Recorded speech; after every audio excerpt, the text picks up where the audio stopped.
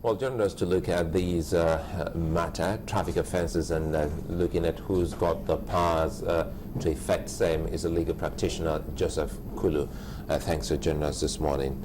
Thank you. And well, you know, drawing some inference of that report and that particular case, which even the FRSC has released a statement saying that people should not be misguided by that particular judgment. What do you understand by that judgment?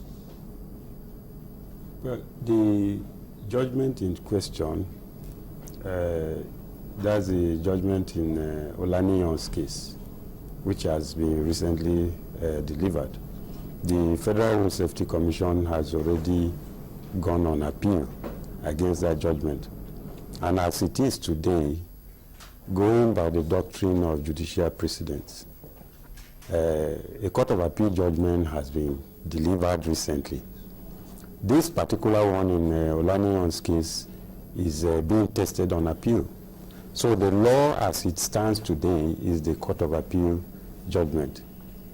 And as it has been said in the press release, the unsuspecting persons might be thinking that because Olaniyon's case has been decided against the Road Safety Commission, that is the position of the law.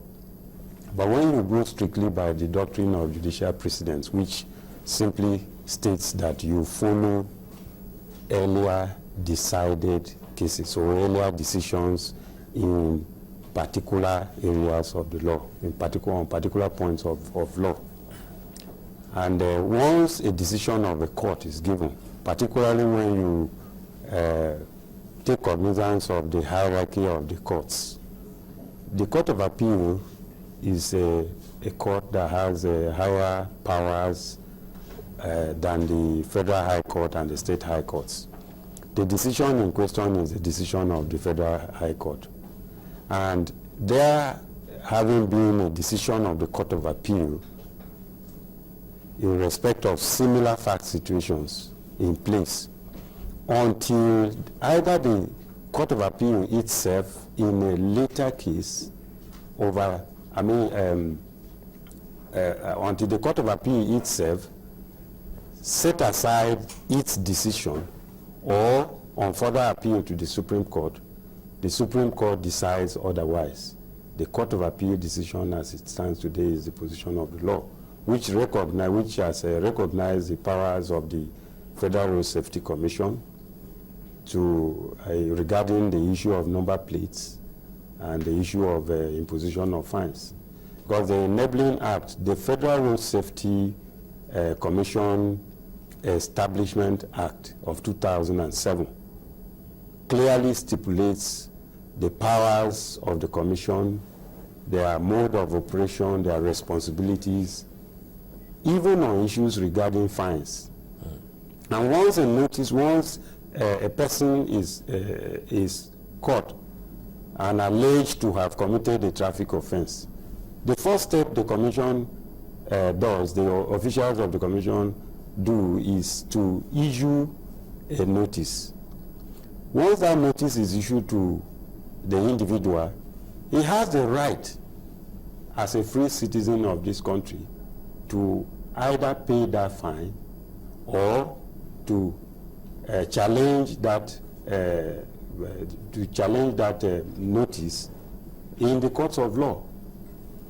There are similar cases that have been decided by the high courts, which were all in favor, between January 2014 and then 30th of October this year. Most of all those cases at the High Court, Federal High Court, have all been in favor of the Commission.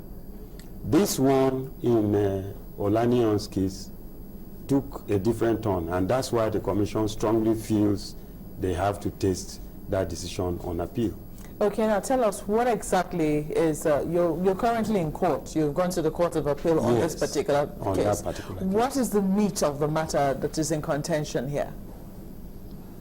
Well, the High Court, the Federal High Court decided that the Commission has no powers to impose fines it is the duty of the court to do that. But in other cases that were decided by other courts on the same pedestals of jurisdiction, the Federal High Court in other places, there was one decided in Anambra, another one decided in Benue State, and then the Federal High Court in Lagos, in a host of those, so many cases, have decided that the powers of the commission to, on issues of number plates, on issues of imposition of fines regarding offenses, is recognized by law. The Federal High Court, the Federal Road Safety Commission Act, Establishment Act 2007, stipulates the different types of fines regarding different offenses. That act is a federal law. There is also the National Road Traffic Regulation 2012. Yeah, I'm not a lawyer, but I mean, usually some people will say that when the laws are there, they're subject to interpretation, and that it doesn't mean that the Safety Commission has been empowered to interpret its own laws. For instance, if I violate the laws of the Federal Road Safety Commission, it is left to the Federal Road Safety Commission to take me to court to prosecute me according to the laws that have violated, stipulated in its own act. Do you agree with that line of thought? Definitely so, but in this case, the hallowed understanding of the position and the perspective of the Federal Road Safety Commission against the background of the Enabling Act, which is a federal law establishing the commission, states clearly their mode of operation, their limits of operation, and every other thing that is being done by the commission up till today is within the enabling law, within that act establishing it.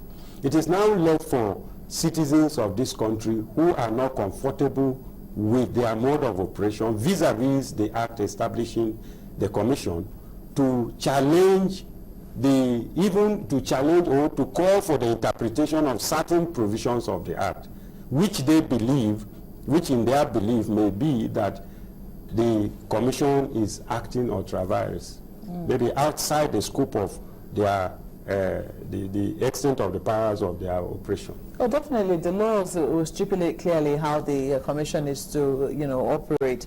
But a lot of people would also say that if they are to go by what obtains from other, not security or safety, but security agencies, or even para security agencies, for instance, the bodies you have parading states on environmental sanitation days and all those kind of offenses, that when you are finally caught by these people, there is some arrangement of a mobile court. Even though it is very clear, do not move around on environmental sanitation days, otherwise you will be subject to so and so fine. It doesn't mean exactly that when you're caught by these people, you are given the fine immediately. They still take you to some court of some sort where you are allowed to defend yourself. Does the FRSC have that kind of provision? The FRSC, that's where the provision of that, the notice of the offense, the notice of fine comes in. Now, there was a particular case that was decided. There was a particular case that was decided in Anambra. The individual committed a traffic offense and was, he was said to have committed a traffic offense by the Road Safety Commission. A notice, a notice of fine was issued to him. He went ahead and paid the fine at the designated place where he was asked to go and pay the fine, and now turned around, came to court to enforce his fundamental rights at the Federal High Court. The court, after listening to both sides, considering the case of both sides, said, no, you cannot do that. You have waived your rights.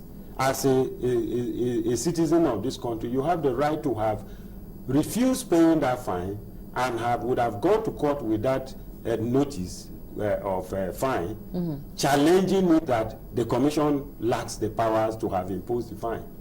And the case was decided in favor of Federal Road Safety. But a lot of Nigerians don't know that. What you find that a lot of Nigerians do is, like that Nigerian, as soon as they're given what you call a notice of fine, so that is where it is obtainable, they immediately go and pay the fine if they're to get whatever it is has been seized from them. Isn't that what is obtainable in practice? It is. But then, happily enough, as we are discussing today, there has not been any of these individuals who have been alleged to have committed a traffic offense that have gone to court to call strictly for the interpretation of the act, so that there will be a decision on it.